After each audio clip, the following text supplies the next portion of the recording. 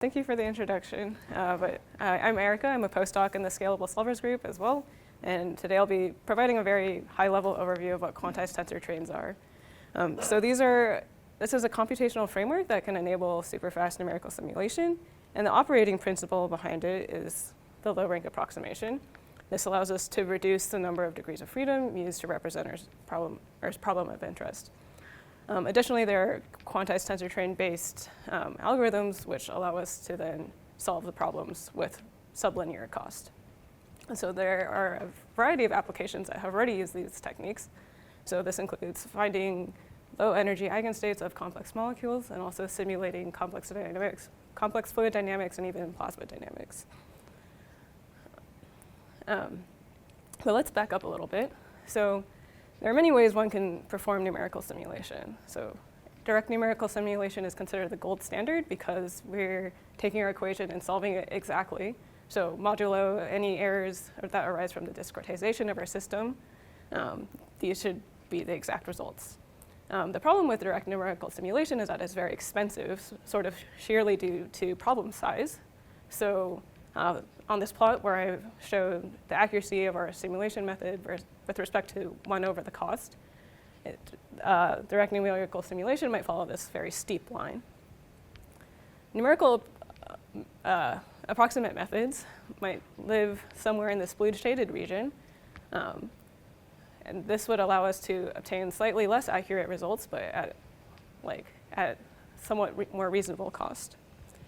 And I'm going to claim that at least from the problems that we've looked into so far using QTTs, that QTTs will look like something like this. So it would have a relatively flat slope, meaning that we can make very aggressive approximations and still obtain semi-reasonable results.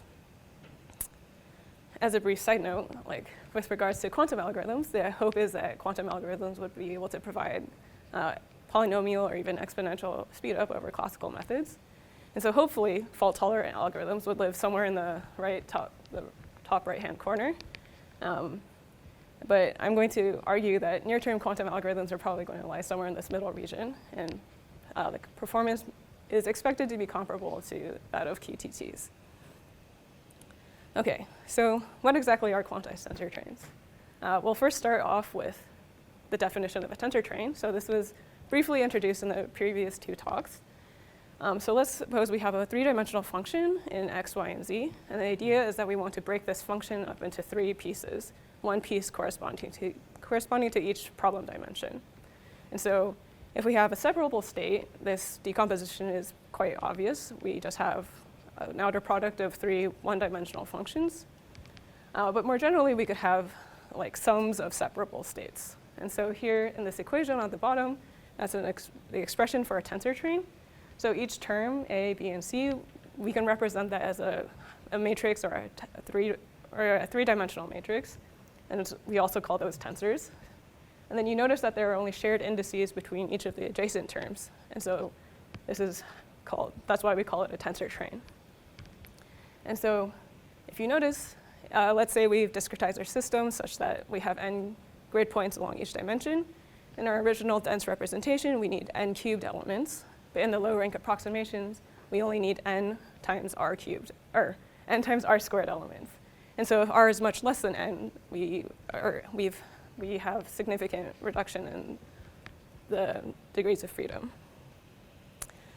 But sometimes n, the number of grid points along each dimension, can be quite large. And so what we do here is quantize our data. And by that, I mean we are sort of artificially defining these new dimensions. So let's suppose that we have a function in 1D, and it's in real space, and it's on a uniform grid. In this case, it might make sense to define these artificial dimensions to correspond to different grid resolutions. So in this cartoon, this is a diagram of a tensor train. So each of the circles corresponds to one of the tensors, and the vertical lines are dimensions that correspond, or the artificial dimensions that I've defined. And so I'm going to say that they're all of size 2, and if I select 0 or 1 on the red tensor, I'm going to be specifying which half of the grid I'm looking at. And then if I choose 0 or 1 on the yellow tensor, I can now specify which fourth of the function I'm looking at. And so on and so forth. as I add more tensors, I'm increasing the grid resolution of my function. And so in this sense, this quantized tensor train sort of looks like a multi-scale onslots for our data. So why does this representation provide any advantage? So it turns out that several functions can actually have low-rank representations in this QTT format. So for example, an exponential function on a uniform grid with grid spacing x would look something like this. And so this vector can be written as like a series of outer products. And so each of the terms in the colored squares would directly correspond to one of those tensors in the tensor train. And then this table, we list different functions and their rank in the QTT format. And you might notice that both continuous and discontinuous functions have low rank representations. Okay, so in addition to vectors, we can also express operators acting on the vectors as in the QTT format. So this is a shift operator, so we're shifting all of our data points by one grid point. And we can see at each of the grid resolutions highlighted by the different colors, there's like a very obvious pattern at each level. And so this kind of scale invariance lends itself to a very efficient QTT format. And it turns out this matrix is just rank 2. And then expanding on these ideas, we can obtain efficient operations for differentiation, integration, and even Fourier transforms and convolution. Okay, so now that I've shown that many functions, or like that QTTs are a good representation for high-dimensional data sets, we can then use the many QTT algorithms to solve the actual problem. So these problems might include finding extreme eigenvalues of our system or performing time integration. Okay, so fortunately, I guess I'll go back a little bit. So the cost of these calculations, while previously scaled linearly with system size, now only scale polynomially with the rank of our QTT. Typically, it will scale like r cubed. And so this is why QTTs, if our problem of interest is low rank, QTTs can provide a computational speedup. It turns out for many physical problems, we can solve many physical problems with modest rank. So these are calculations of fluid dynamics and also plasma dynamics. And then we're comparing exact direct numerical simulation results to low rank QTT results. And you can see visually that they are very similar. Maybe there's a little bit more noise in the low rank calculation. But otherwise, we're able to extract a lot of the same understanding from low rank calculations. But in addition to reducing the number of degrees of freedom in our system, QTTs might allow for other computational advantages. So for example, we can define a QTT-based time evolution algorithm that takes advantage of the multi-scale nature. We're able to find that explicit time evolution algorithms using this QTT method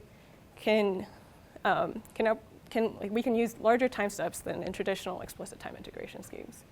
So in this test problem, we're looking at the advection of a Gaussian in 2D space according to some equation of motion. And we find that the QTT results on the right-hand side, the performance is comparable to the semi-analytical results. In contrast, standard RK4, because of the resolution that we use and the time steps we use, was unstable except for at the smallest time step. So in summary, I hope I've convinced you that QTTs are an interesting tool that can can provide reduction of computational reduction. QTTs can reduce the computational cost of many numerical simulation problems. And so I think there are many interesting research directions that one can further pursue. So for example, I want to try to push the boundaries of numerical simulation and try to solve some currently intractable problems. And then I also think that there are new algorithms based on these this QTT framework that need further investigation. And of course, QTTs are able to, one can perform very approximate or low-rank calculations very cheaply. And so this might be interesting to look into from perhaps like a machine learning context. And then lastly, there might be some connection to quantum algorithms. And if any of these topics stand out to you, feel free to contact me, or thank you for your attention.